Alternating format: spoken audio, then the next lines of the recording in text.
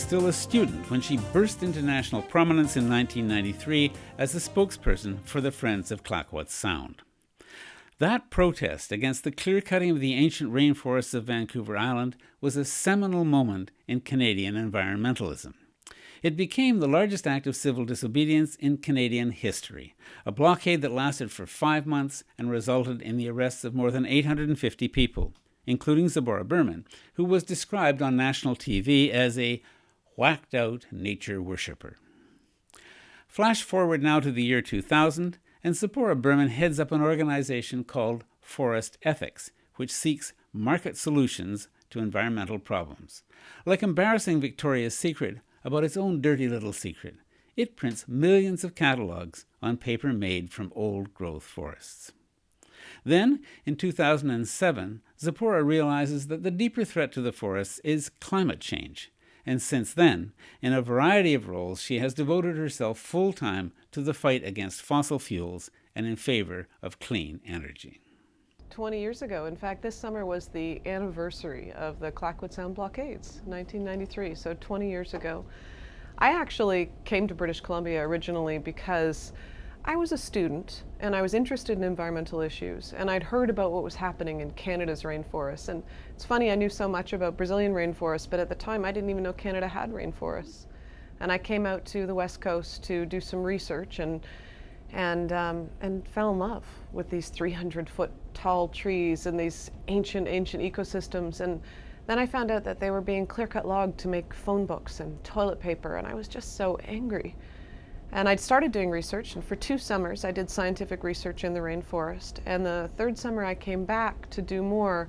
The area that we had been researching had been completely logged. And I heard that there were some protests up in Clayoquot Sound. The local community was protesting, and I'd never been to a protest in my life. I was an academic, and I just thought, you know, this is taking too long, this scientific research. They're not listening to it. I'm going to go see what those protests are like. And to make a long story very short, I ended up working that first summer to support the community and learn what it was all about. And then I came back the following year, and my friends called me, I remember April 1993, and they said, can you come back to Clayoquot Sound? Because the government's made a decision to log the majority of it, and we need your help. And so I came back and I ended up becoming the blockade coordinator, and that summer 10,000 people came to that remote rainforest. Over 1,000 were arrested. It was the largest civil disobedience in Canada's history. I was arrested and charged with 900 counts of criminal aiding and abetting. Quite a summer for an academic. Yeah, my thesis advisor actually, the Globe and Mail landed at Canada's national newspaper on her doorstep, and there was a picture of me in front of a blockade banner, you know. She called me and said, are you getting a lot of writing done on your thesis? Because it looks like... You may have other things in mind. Yeah.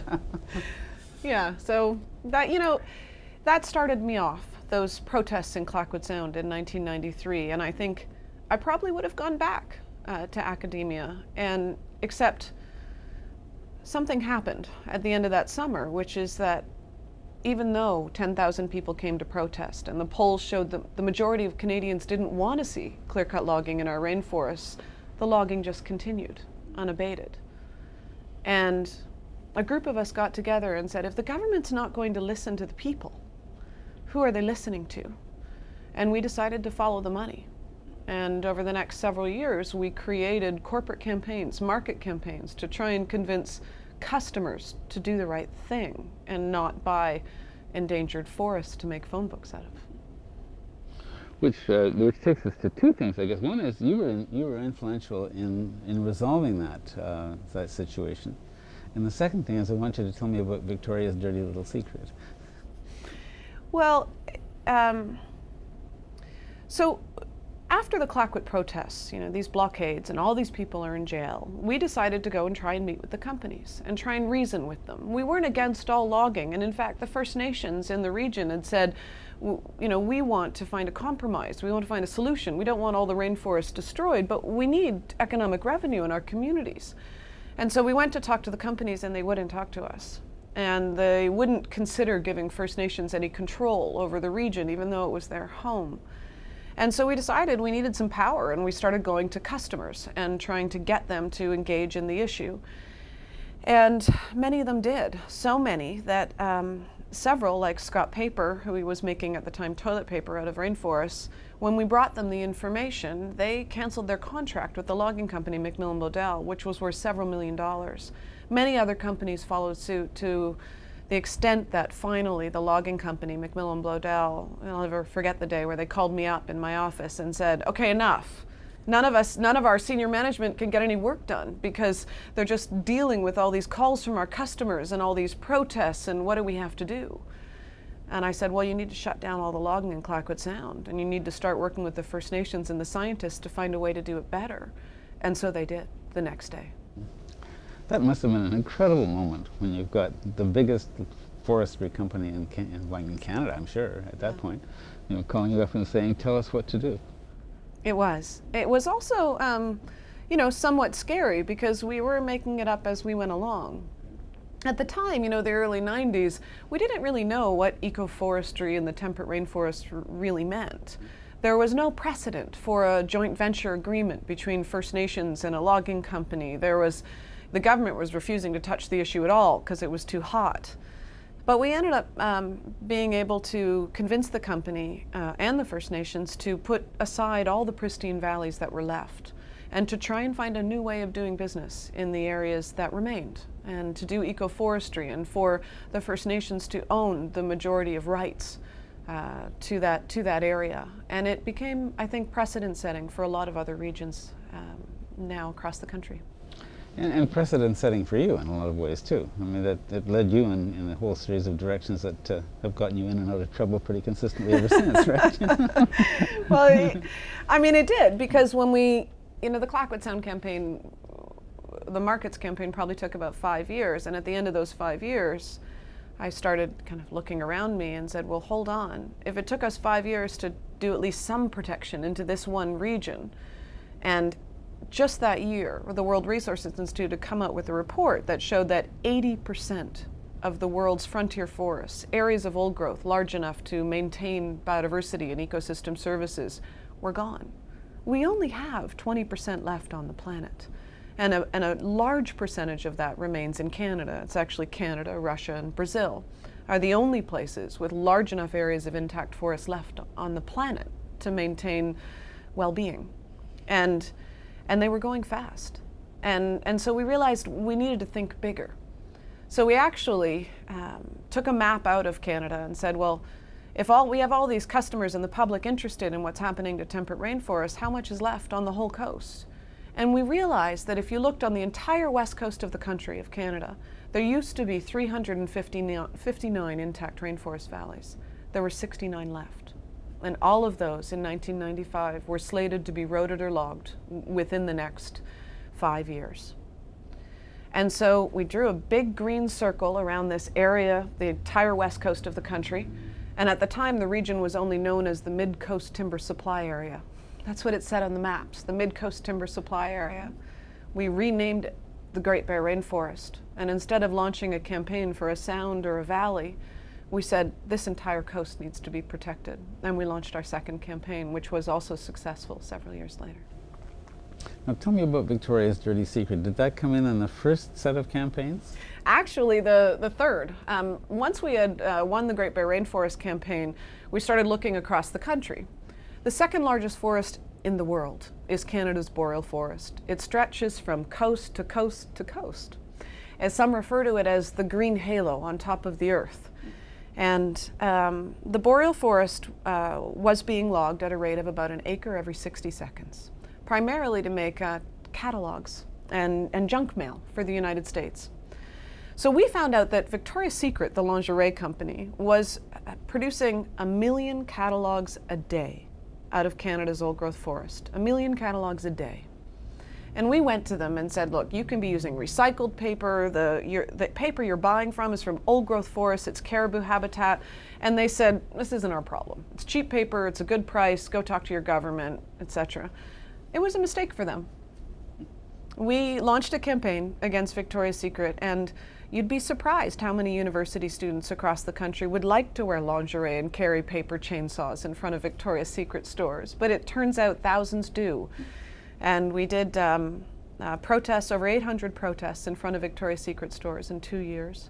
And we also put a full-page ad in the New York Times with a woman wearing lingerie holding a chainsaw, and it said, "Victoria's got a dirty secret." And that broke the campaign, and all hell broke loose. Victoria's Secret became the first catalog company in North America to create an environmental procurement policy and to commit not to buy from endangered species habitat and endangered forests. And how much did that spread? Quite a bit. Many major catalog companies followed suit.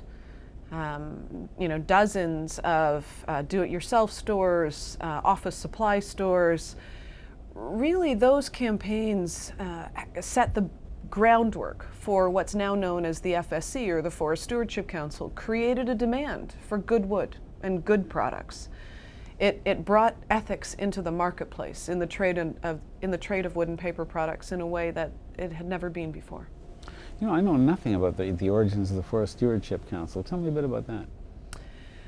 Well, interestingly enough, it grew out in part of the Clayoquot protests and other protests like it. Because what happened is there were these protests happening around the world, in the Amazon, in Clayoquot Sound, in Ontario, in Temagami. People standing up and at the edge of the last of the old growth forest and saying, no, stop, you can't log here. But then when we went to meet with the companies said, okay, where can we log? Where do we get our wood and paper from? And certainly a significant amount can come from recycling and reusing products, but we still do need virgin fiber in today's lifestyle. So what does good wood look like? And that started a conversation where we brought together scientists and industry and environmental groups. I think the first meeting was actually in 1992 or 93 in Toronto. And it became an international process to develop guidelines for certification for really good logging practices. Mostly, in many cases, selective logging. So a focus on what do we need to remain on the land base in order to have the health of that ecosystem, instead of a focus on how much can we get out and how quick, which is really the basis of industrial forestry in the 80s and 90s. It's been enormously successful, the Forest Stewardship Council. Hugely successful. Yeah. There's a growing demand now around the world for those products. And it's kind of entered, I mean, I think I'm having an interesting moment as I think about my own reaction to it, because I just realized I just take it for granted that there is such a thing as a certification like that, and that if I'm looking for wood products, I should be paying attention to that. And I don't even know where that came from. It's just osmotic almost, Yeah, it has been successful, but I would say not successful enough. Most people don't know when they walk into a store that what they should ask for. And there is a sort of an industry certification process, which I would say is a greenwash. It's an attempt to say it's certified and create an alternative to the FSC because the FSC is too stringent. It's called the Sustainable Forestry Initiative, or SFI. And you see that on products now. This is a green product, it's SFI. But I've been to Sustainable Forestry Initiative certified projects across North America, and they look like conventional clear cuts. So the debate is certainly far from over, I would say. But, so for your reward, you got called an enemy of Canada, right? Yes. Tell me about that episode. Well, social change is hard, and it often, when you launch a campaign or call for change to happen, it's very threatening because it seems like it's very hard, to do the right thing. And that was certainly the case in these forestry campaigns. When we launched the Great Bear Rainforest campaign and said all of the intact remaining valleys on the west coast of Canada needed to be protected, and that we could, in fact, diversify the economy and still support British Columbia, the Premier of British Columbia, then Glenn Clark, went on national news and called me an enemy of the state. The logging companies launched an ad campaign calling us eco-terrorists, and we started receiving death threats in the office. It was not an easy time. Many of the organizations involved, the boards were saying, "What are you doing? You people have gone crazy. You got to shut down this campaign. It's too controversial." But it's funny, fast forward to 10 years later, we were calling for the remaining intact valleys to be protected, some logging that was more responsible in the areas that had already had road building. When we finally reached that agreement, then the Premier of the province, who was Gordon Campbell, stood up on the stage and called us heroes, thanked us for our service for Canada, for saying the same thing that we'd been saying 10 years earlier. But that's what good campaigning is about. It's about making the impossible possible. Mm-hmm. Yes, and affecting change between the ears. Yeah. Mm-hmm. Yeah. Much as anything. So you've had great success with forest ethics, and then you turn your attention to climate change. How did that transition take place? Well, I thought a lot about this. Last year I wrote a book called This Crazy Time, which was published by NOP Canada, which is stories from the campaigns that I've run. And I write a lot about what I call climate reckoning, because I think everyone has it in their own way. I knew about climate change. You can't work on environmental issues and not know about climate change. But it was something that I kept reading scary reports about, and I was glad somebody else worked on it. You know, I had spent my entire adult life working on forestry and conservation and the trade of wood and paper products. And then one day a map crossed my desk that showed literally millions of acres of forest dying as a result of beetle infestations in British Columbia. The pine beetle used to die every winter because it dies at minus 40 degrees, but it doesn't get minus 40 degrees in the interior anymore. And so the pine beetle doesn't die. It just eats its way through millions of acres of forest. And so I started realizing that not just the pine beetle, but the fires in the Amazon and the boreal that were now destroying millions of acres of forest as well, threatened our forests as much, if not more, as industrial logging. So here I'd spent my whole adult life trying to protect these forests, and now they were going up in smoke, literally. And that was the moment for me that I realized I need to better understand climate change. I need to understand what's causing it. And it seems like it's not okay anymore for people to just say, I'm glad someone else works on it. I ended up being invited to the United Nations Climate Change Conference in Bali that year to give a speech on the impact of global warming on forests. And that conference changed my life. I sat in the audience when the Secretary General of the United Nations said, we either reach an agreement here to reduce global warming emissions, fossil fuel emissions, or we are dooming humanity to oblivion in our lifetimes. And I remember sitting there in the audience thinking, you just say dooming humanity to oblivion? Like, I have said far less radical things and been called, crazy names. And this is the Secretary General of the United Nations. So I decided to go to every scientific panel I could go to try and understand the current state of the science and the impacts of climate change. And what I found was horrifying. Today, climate change, more people lose their homes around the world as a result of climate change than war. Hundreds of thousands of people have died this year as a result of climate change. And when I started working on these issues, it was because of a deep love of our forest, a love of big trees and bears. But in the climate era, these are no longer environmental issues. These are the moral challenge of our age. And climate change affects our environment, of course, but it also affects whether our children will have a stable economy, a stable climate. And I'm a mother. So I changed everything I do. I stopped working on forest conservation, and I started focusing on fossil fuels. How do we stop burning oil and coal and start catalyzing a shift to renewable energy to fuel society? Because if we don't, within 10 years, all we will be doing is trying to figure out how to adapt to a changing climate and frequent violent storms. Now, draw the connection for me between climate change and people losing their homes and people losing their lives, because I know that's true, but it's nice to know how that happens, right? Because people don't see it as that. No, right? No, they don't. Well,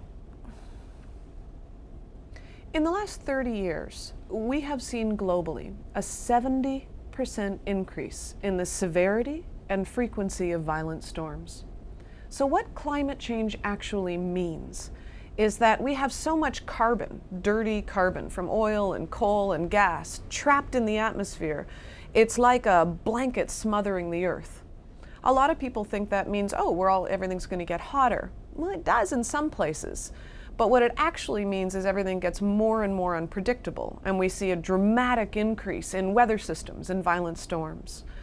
So it means that this year, hundreds of thousands of people died because they had no water, especially throughout the continent of Africa, but also in other parts of the world.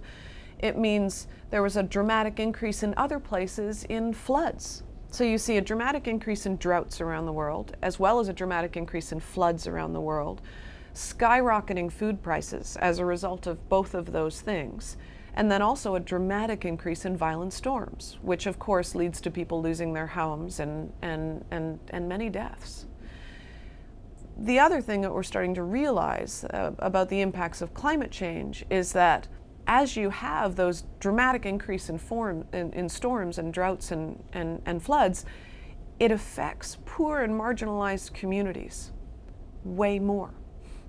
So it's not only an environmental issue now, it's become a social justice issue. And the numbers are scary. 2 weeks ago, the International Panel on Climate Change came out with a new report. That report was endorsed by 55 countries, including my own, Canada. It was reviewed by 3,000 scientists. It's a very, very serious report. And what it said is that a 2-degree warming is now inevitable, and that we have to keep the planet under 2 degrees.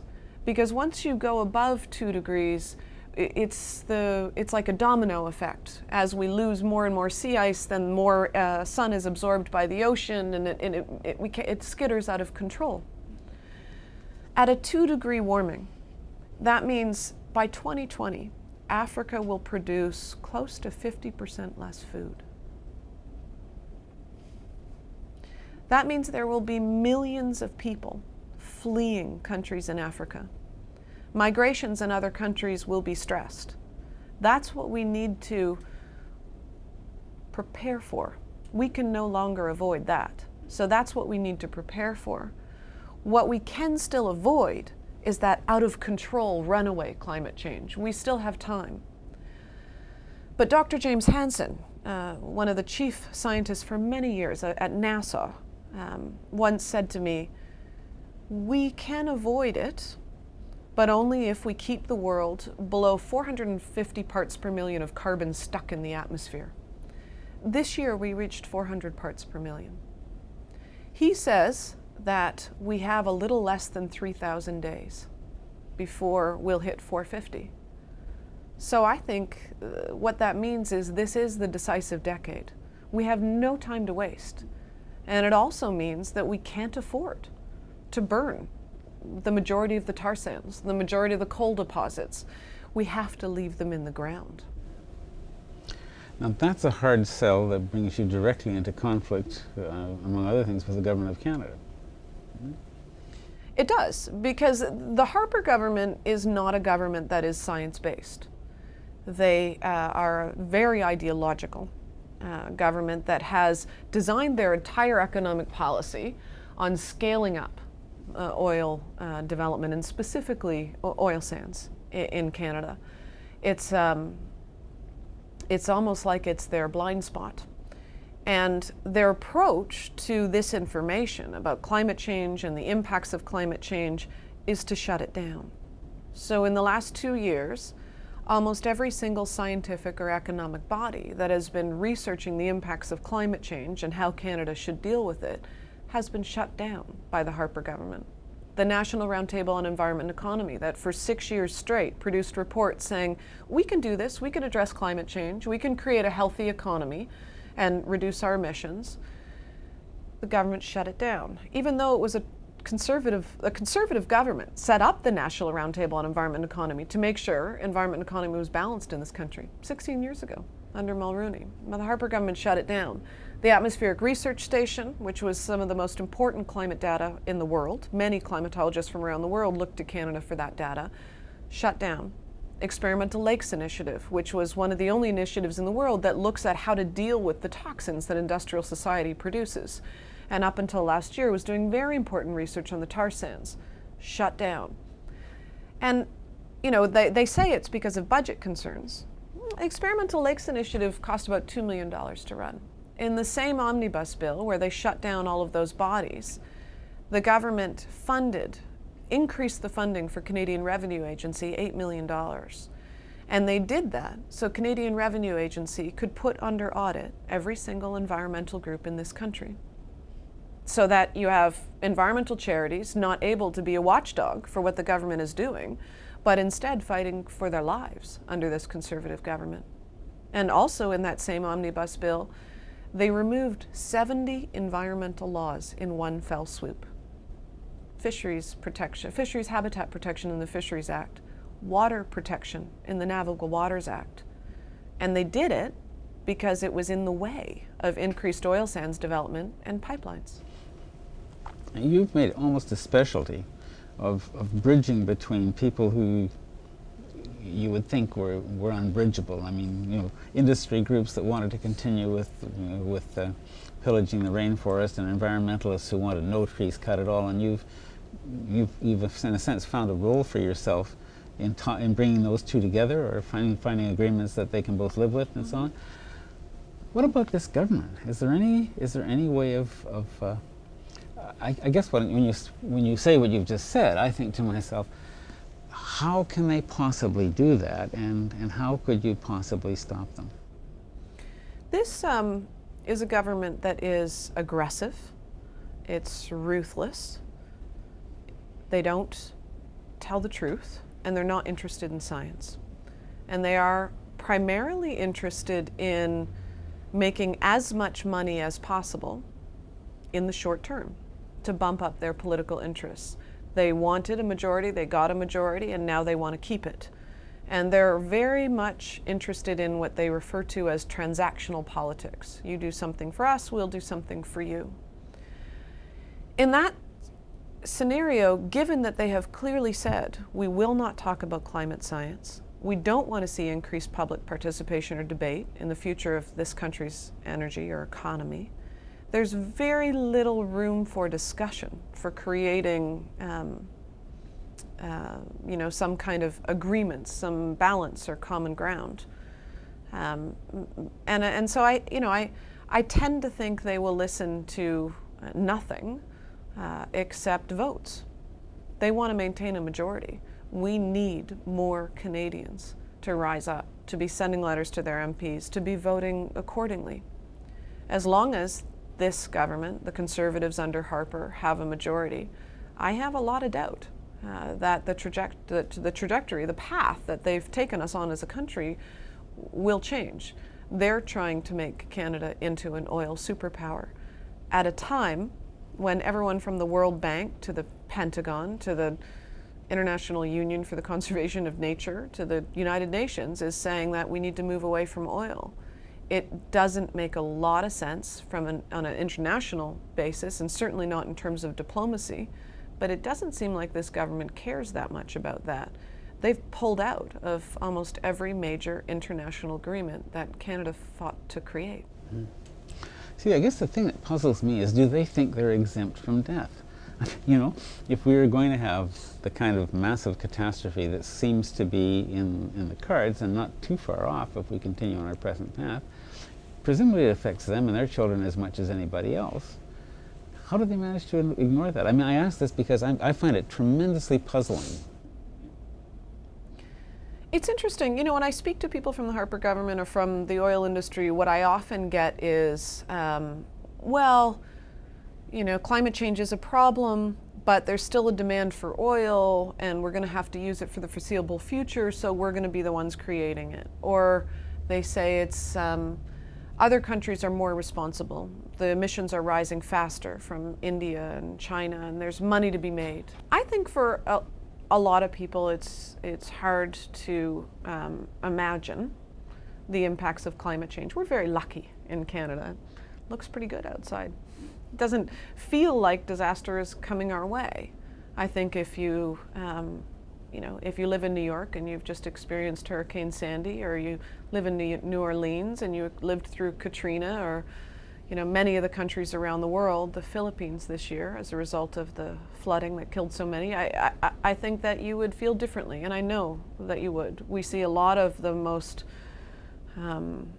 active governments are governments from vulnerable nations, you know, especially island nations who are already seeing their entire communities underwater as a result of sea level rise.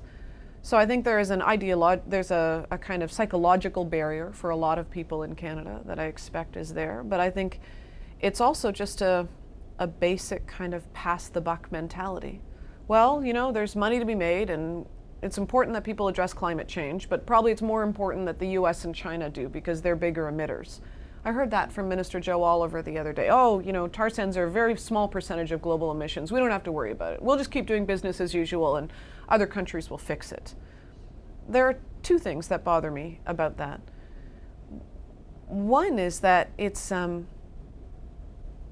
almost like saying, you know, there's money to be made in selling heroin. Somebody's going to do it. Might as well be my daughter. You know, no. Some things are just not okay.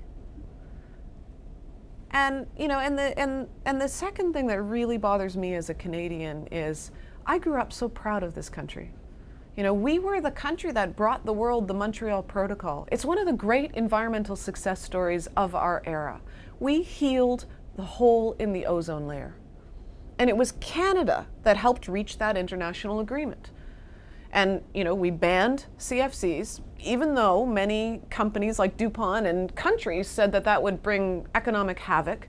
We pushed, we banned them, we healed the hole in the ozone layer, and many other international agreements. And the saddest thing that I have experienced in the last couple of years is being at these international meetings and having, you know, elderly foreign diplomats, especially the Europeans, come up to me and say, "What happened to Canada?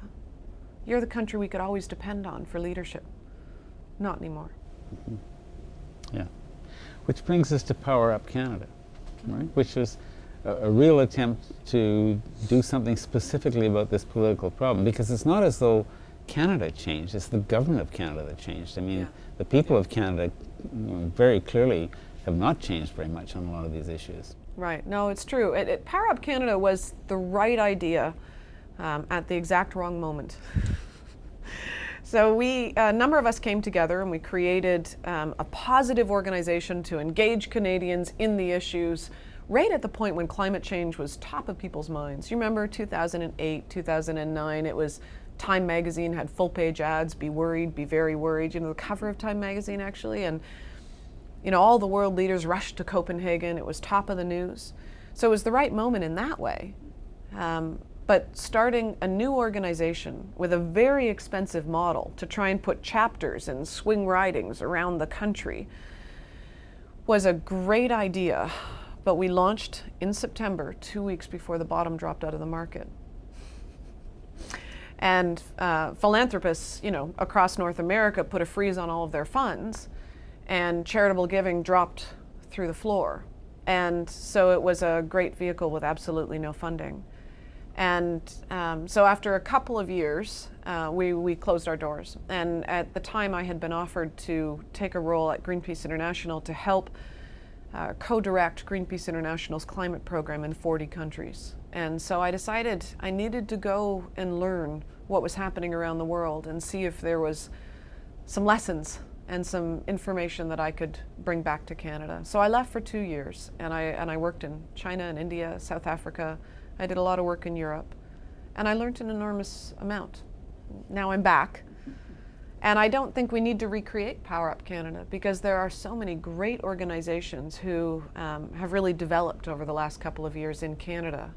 And so now I'm working with many First Nations groups and environmental groups across the country who are developing deep relationships with Canadians and strong lists that I hope they'll be able to have an impact in giving Canadians the information that they need to make the right choices. So if I go back to Power Up Canada for a moment, the fundamental idea was that a very small number of votes being changed in very strategic ridings would change the outcome of the election. Less than 10,000 votes, perfectly distributed among 40 ridings or something like that? Well, that's right. And in fact, we learned that from the Conservatives.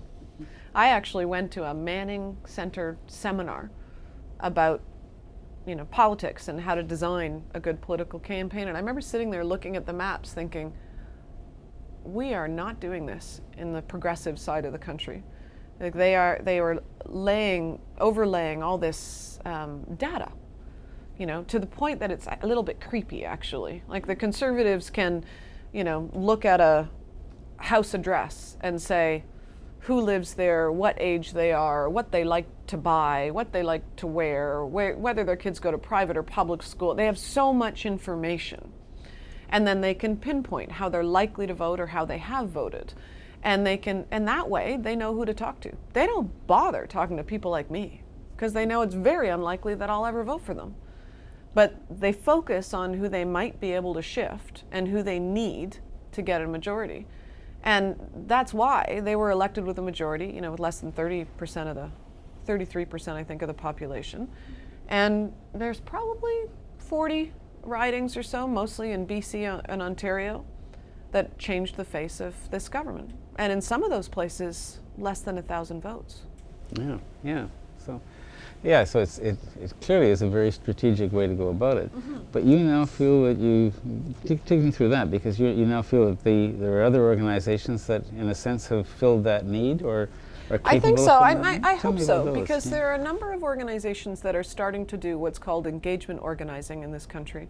It's very much the conservative model, or even an even better model is the Obama campaign. And they're learning from the experiences of the Obama campaign to everything from what kind of databases they need to have in order to be able to understand and capture information, to what are best practices in designing communications at the door. When you go and knock on someone's door, how can you engage them? First of all, how do you know which door to knock on? And second of all, how do you engage them, and how do you keep them engaged over time? So you develop a trusting relationship. So when an election comes up and you hang something on their door that says, here are how the candidates sit on these issues, if you care about them, they'll look at that and that will affect the way they vote. And what we now have in Canada are a number of organizations who are learning how to do that properly. A number of the environmental organizations, a group called Lead Now, it's kind of like Canada's MoveOn.org, but I think better because they actually have on-the-ground organizing. A number of environmental groups like the Dogwood Initiative on Vancouver Island, or Ecology Ottawa in Ottawa. And so I've been working with a lot of them to create more of a network of organizations that are sharing information and best practices, and rather than creating one new big organization. And I think it's a winning strategy. Well, it sounds like it, because these organizations already exist and are already interested and already working, right? So it becomes one. But you've also said at one point that Power Up Canada failed because the sad fact of the matter is that we couldn't get environmental groups to invest in it and set aside their own brands. So there's a kind of a balkanization of the progressive movement that underlies that statement, right? Yeah. Do you see that having diminished? Well, I think it's still a huge problem. The organizations that I just described that I'm working with on engagement organizing across the country, you didn't hear a lot of the big names there. A lot of the biggest groups that have tremendously well-known brands don't want to work together. They don't want to share their lists. They don't want to have shared messaging or campaigns because they fundraise by differentiating themselves from everyone else. And they also often, I get in there and start talking to the organizations, and and the sense I get is they think they can do everything. They're so invested. It's like they're partisan, It's like when you talk to, I've gone to meet with parties to talk about cooperation, for example, on the left, and they're like, cooperate with whom? There are no other progressive parties in the country. And a lot of the environmental groups are like that too. Well, we don't need them. We can do it ourselves. We're big enough. We're strong enough. We can do it ourselves. But I don't think that's true, and not just within the environmental movement. I think the only way that we are going to have a strong progressive voice in this country is if environmental groups start working with First Nations and unions and some of the new scientific groups and academic groups that have emerged as a result of the Harper government muzzling scientists, all of those groups need to come together to start creating a coherent strategy. We can't afford to be in our little silos anymore. Do you see that happening? Increasingly, yes. Whether it can happen in time to have an impact in the 2015 election, I'm not sure.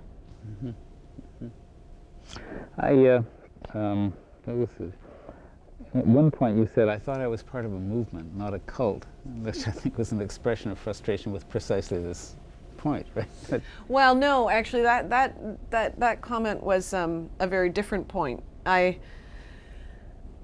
had a difficult period in British Columbia when I was working with Power Up, because there were a number of environmental groups who were campaigning against run-of-river, which is a form of micro-hydro renewable energy. Now, run-of-river can be done very poorly. It can be designed in a way that new roads are put through old growth, or the turbines that actually create the energy result in affecting salmon habitat, for example. It can also be done really well. When it's done well, the turbines that create the energy are at the glacial level right before the water comes off, and then they return the water right before it goes down into a waterfall. By the time you get down to an estuary where there's salmon, the river runs as normal. That is, especially if there's already logging roads, which in many cases across BC there are, it's a real win-win.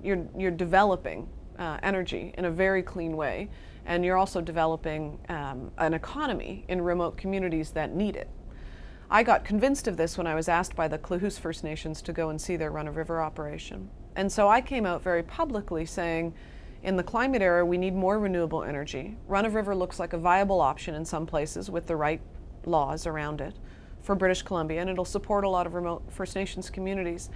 And I was viciously attacked by people within the environmental community who called me a traitor and a turncoat, because they had, as one woman called me up and she said, but we decided run-of-river is bad and we're running a campaign against it, all of it. No matter, and I said, but there are a lot of First Nations who want to do run-of-river, and run-of-river can be done well. And she said, it doesn't matter, we've decided it's bad, and you can't go out there saying it's good. And that's when I said, no, I'm sorry, I thought I was part of a movement and not a cult. I think we need to have these debates in the climate era. And anyone who thinks they have all the answers and can just take a big position against any source of low economic development or renewable energy is crazy. We need all hands on deck. We need every option that we can to build an economy that is not based on carbon. And I had one environmentalist call me and say, well, I said, well, if we're not going to support renewable energy like run-of-river, how can we build an alternative economy to things like tar sands? And they said, well, we just have to consume less. Okay, but that's not going to happen anytime soon. We've got about 10 years to build a new economy and move away from fossil fuels. And I just don't think you can zero out options of renewable energy. I think the bottom line is that the climate era requires us to rethink how we prioritize. And I think the most important thing we can do is to think every day about how are we prioritizing keeping carbon out of the atmosphere. That's how we should decide. We should decide our positions, what we spend our time on, what we oppose and what we support, because it's the most important critical factor to our survival. Well, in a way, that sort of runs upstream against the tremendous power of sort of team spirit on a lot of these. I'm part of this organization and we take this view, and in a sense, you're basically saying there's a right side and a wrong side, or a better side and a worse side, maybe is a better phrase, for most issues, and the better side is not the property of any one party, any one organization, any one group of people. You have to pick and choose and be very strategic in the way you look at these things, right? When that backlash started against me around run-of-river, there was also a number of groups that kind of piled on who were unhappy with the Great Bear Rainforest Agreement or the Boreal Agreement or other work that I had done. And they said, I remember this one interview on CBC Radio where one of my critics said, you know, she works with corporations to try and find solutions. She's a sellout. And so, you know, a CBC reporter says to me, is it true? You know, are you working with corporations and government to try and find solutions? And I said, of course that's true. Because environmental campaigns are not an end in and of themselves. We do them to try and find a pathway to solutions. And if we're not willing to work with those who have the power to make the changes, then we're not campaigning, we're just complaining. Like, it might feel better because you have a big moral high ground and you can always talk about what's pure, but let's be clear, solutions are messy. They're never perfect, but we have to figure out how to keep moving the ball forward. The interesting thing about the position we're in right now in Canada is we cannot find solutions without the majority of the country's engineers. Primarily, they all work in oil right now. Without the majority of the country's workforce, without the academics and people from industry. We need all hands on deck. And so how do we do that when right now they're focused on tripling the size of the oil sands, which is already the single largest and most destructive industrial project on Earth? We need to refocus that intelligence in Canada, that those investment dollars into a cleaner and safer way of producing energy and supporting the economy. And that's going to mean that we don't need to have less conversations with the bad guys or industry. We need to start recognizing that there are good guys everywhere and that we need their intelligence and expertise, and we have to figure out a way to have different conversations. We have to figure out a way to change the parameters of what they do so that they feel like they can think about how to produce energy in a way that is not from oil. And how do you get to that? How do you, I mean, you can see that obviously this is not a way forward, and yet you've got this intransigent government and this, you know, massive industry charging down the way there. And you may be right that there are good guys in those organizations, but they don't seem to be driving them. So how do you turn those around, I guess, is the... Well, I think we do exactly what we're doing, which is we stop them from developing new fossil fuel infrastructure, new pipelines. As long as we are investing money as a country into developing new infrastructure, these new pipelines, the Enbridge Northern Gateway, the Energy East through to the East Coast, or Line 9, or the Kinder Morgan pipeline here through Vancouver, once they're built, the argument will be made, you know, that we have to get the oil out. You know, we have these billions of dollars worth of infrastructure. We have successfully united in a way that I've never seen happen before in Canada. The landowners and First Nations and environmental groups and scientists, municipalities standing up against these pipelines across the country and in the United States, from Nebraska to Washington, D.C. And the result is that they can't expand the oil sands right now at the rate they want to expand it because they can't get the oil out. So those campaigns do two things. First of all, they slow down the development of fossil fuels, and they also start to create a serious conversation in the country, about the risks to that development, and then about the opportunity of different development. If we hadn't run those campaigns, the Harper government would just be pushing forward in their agenda to dramatically increase the size of the oil sands. Well, they haven't. So you create campaigns that engage people across the country in their homes, in the debate, and then start to hopefully create a dialogue with the government and industry who currently have a problem. You know, what they are proposing is not acceptable. They don't have the social license to do the development they want. So once they have a problem, they realize that they need to fix it, and they start being more willing to have conversations about what that means. And I'm very hopeful also that the pipeline campaigns will have created an awareness in Canada, and the Harper government's ruthless pushing of these pipelines down our throats as Canadians will weaken them when it comes up to the next election. Yeah, and I think that it is actually having that effect already, that people are sort of saying, wait a minute, you know, a reasonable discussion about this before you do it wouldn't be out of order. You know? Well, and you know, I'm quite horrified by how the government has been trying to shut down public participation in the debate. When they started realizing that they weren't going to win, you know, in the court of public opinion, because there are such incredible risks to the development of the tar sands at the rate that they're proposing, then they started trying to shut down the debate.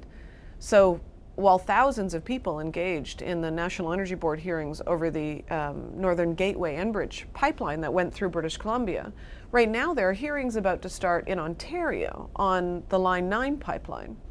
So in order to make sure that the public didn't engage, the government instituted new rules around the Energy Board processes. So if you live in Ontario or Quebec or even Nova Scotia or New Brunswick and you want to engage in the National Energy Board hearings that are upcoming on the new pipelines, you have to apply and be considered as to whether or not you can submit your comments. So let's be clear, this is a public process that is funded by the public in order to review public proposals. And now, if you're a member of the public and you'd like to write a one-page letter about your concerns about these pipelines, you have to fill out a 9-page questionnaire to be considered for approval to submit your one-page letter. Not only that, but you have to commit that you won't talk about climate change or upstream impacts like the impacts of the tar sands.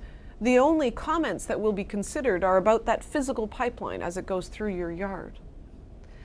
So this is a violation of our constitutional rights. This is a government saying you are not allowed to have free speech in a public process. And for that reason, Forest Ethics Advocacy, working with Clayton Ruby, one of Canada's most famous criminal lawyers, has launched a lawsuit against our own government.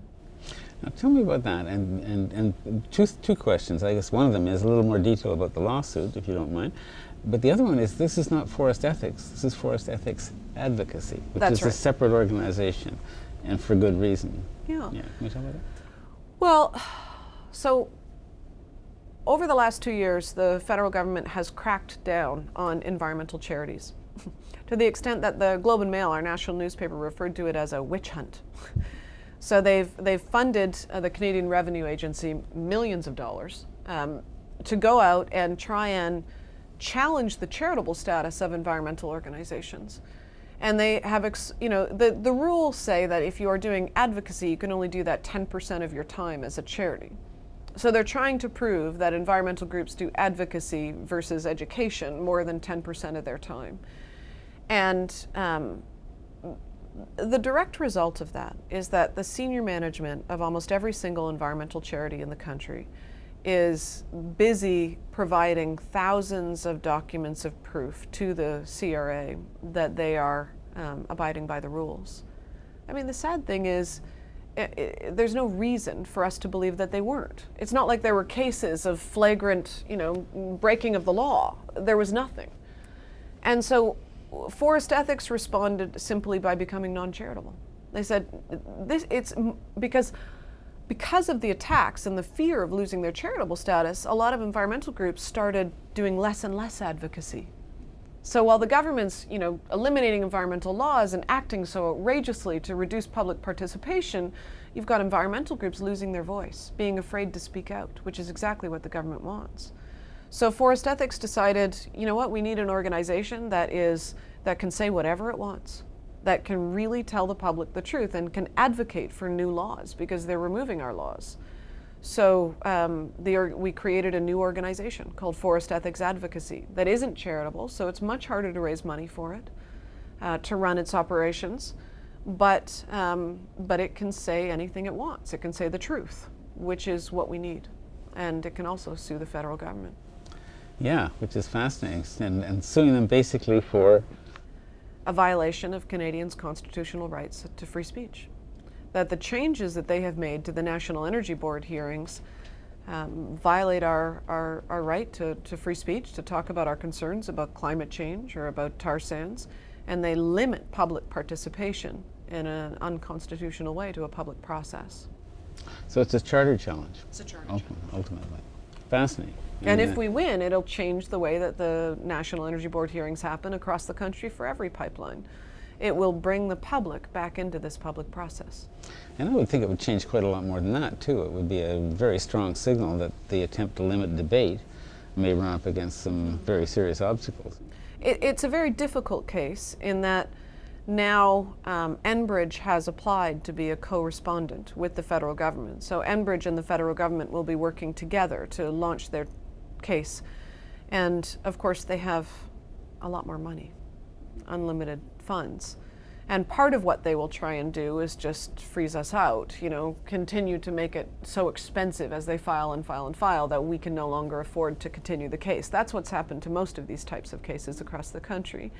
And they're also hoping to wait us out. They keep trying to get delays. And so if they delay long enough and the Line 9 hearings start, well then the judge, who, let's be clear, is a conservative appointee, could then say this case is no longer relevant because the hearings have already started. And then we would have to launch another constitutional challenge against the next Energy Board hearings. But we're quite committed to continue with this process because it's, you know, this is not just a battle about the future of Canada's energy system or economy, which is big enough. It started to be a battle for the soul of Canada, for our democracy. Now, democracy only thrives if you have information and you have engagement and transparency. From this government, we don't have any. We don't have engagement. They want to discourage the public from engaging. We don't have information because federal scientists are no longer allowed to release their research to the public. They're no longer allowed to speak to the press unless they have a handler from the PMO's office. And we have no transparency because the government refuses to release basic public documents. The only way we've been able to, over the last year, find out what the government has been thinking or what the scientific research shows us is by filing freedom of information requests. It's remarkable in a country like Canada. I'm actually surprised that the government hasn't moved to restrict freedom of information requests more than it has, because that has become really the battleground for an awful lot of well, Frankie James, for example, is her whole relationship with the federal government, her whole protest is based on having gotten information from that. And I can imagine the government sort of saying, why are we giving these people? Right. Why are we handing weapons to our enemies, you know? Well, more and more what you get is redacted there, it's blackened out. So it's more and more, it's hard to go through that. The other thing that they often do now is when you apply for freedom of information, you get your information back, they give you thousands of pages and a lot of it blacked out. So it would take volunteers hundreds of hours to go through to find the information. So there's lots of ways that they're restricting that avenue as well, actually. Yeah. You said this is a battle for the freedom, for the soul of the country. But you know, if we go back to the beginning of this conversation, it's a battle for the soul of this country and for this country's people to be able to engage in the battle for the future of the planet, right? That's the really big one, isn't it? That's entirely right. I mean, we have a tremendous opportunity in Canada to become leaders at one of the most important times of our history. You know, unlike a lot of countries around the world who are already starting to battle with the impacts of climate change, we have a relatively healthy economy. We have tremendous opportunities to diversify our economy into low-carbon industry. We have tremendous renewable energy capability, clean tech, the IT sector. Even the charitable nonprofit sector actually employs more people in this country than oil and gas. We have a thriving manufacturing sector. The nonprofit sector employs more people in this country than oil and gas. Absolutely, just in pure numbers. Yeah, and we have Glad a tremendous. to have that on the record. We have a tremendous film industry. We have a tremendous, arts industry. One of the, I think, saddest things about this, the way that our federal government has tried to make it seem to Canadians like we have no choice but to develop the tar sands. It makes most people not realize that the tar sands are the most capital-intensive sector in the economy. So what that actually means is that for every dollar that we spend as investment into the oil sands, if we spent that same dollar anywhere else in the economy, manufacturing, film, clean tech, IT, it would get more jobs and more economic revenue for that dollar. So we are, you know, it's a very difficult thing they're doing in the oil sands. It's very expensive. It's very dirty. It is, and it's creating a generation of Canada's children that are growing up on both sides of the country, from Vancouver Island to Nova Scotia and New Brunswick, who sit at home waiting for their parents to get home, right? Canadians deserve to have jobs where we live, and we can.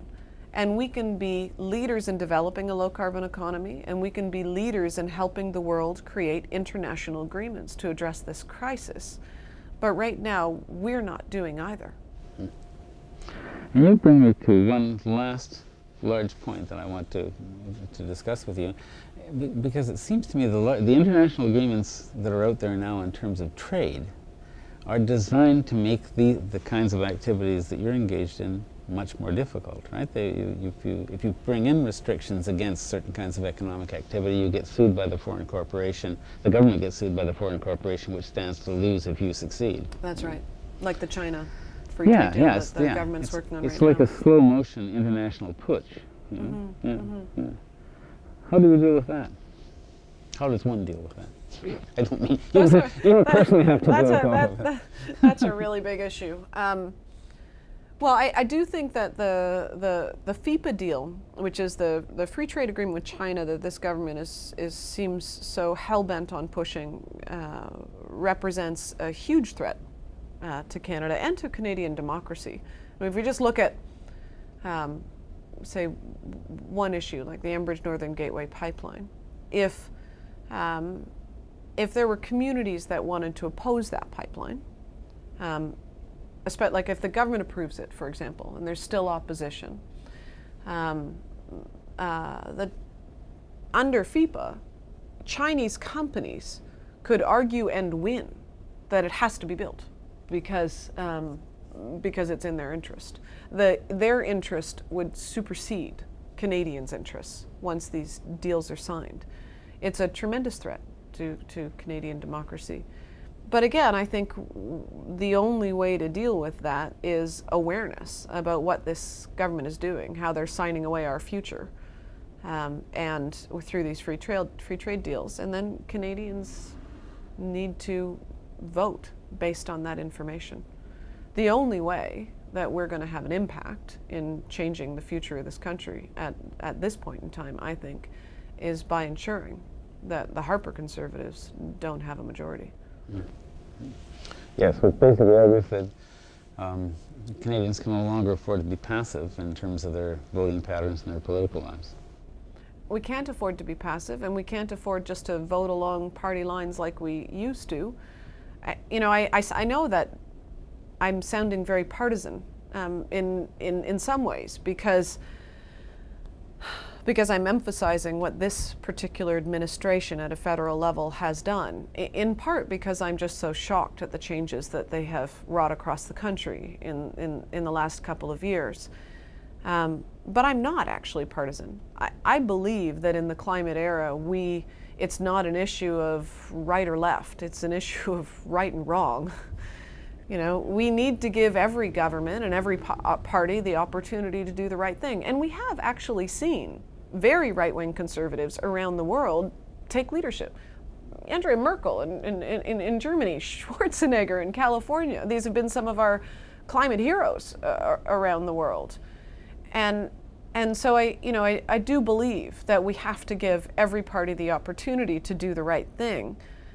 But I think it's critical that we vote based on information about the issues that are going to affect our future and our capacity to function as a country. And so I think we need to look at climate leadership. We need to look at environmental leadership. And this government has consistently promised quite a lot and delivered nothing and moved us in the opposite direction. We've had 6 years of promises to do climate leadership, oil and gas regulations, but they've never done a single thing. And in fact, they've increased climate pollution in this country significantly. This is a government that doesn't tell the truth and is ruthless in its drive to expand dirty energy development and make a lot of money off it. And so I think that Canadians need to get involved and understand that and to vote accordingly. Climate change is the overarching issue of our time. It's already transformed our planet, and our failure to take serious action about it raises the age-old question about whether there really is intelligent life on Earth. Among the people we've interviewed, James Hogan attempts to explain that failure. George Monbiot argues that we can avoid the worst consequences by mobilizing effectively and immediately, while Gwyn Dyer assumes that new climate realities will inevitably usher in an era of widespread regional wars and refugee crises. Tzeporah Berman is clearly not alone. For the Green Interview, I'm Silver Donald Cameron. See you next time.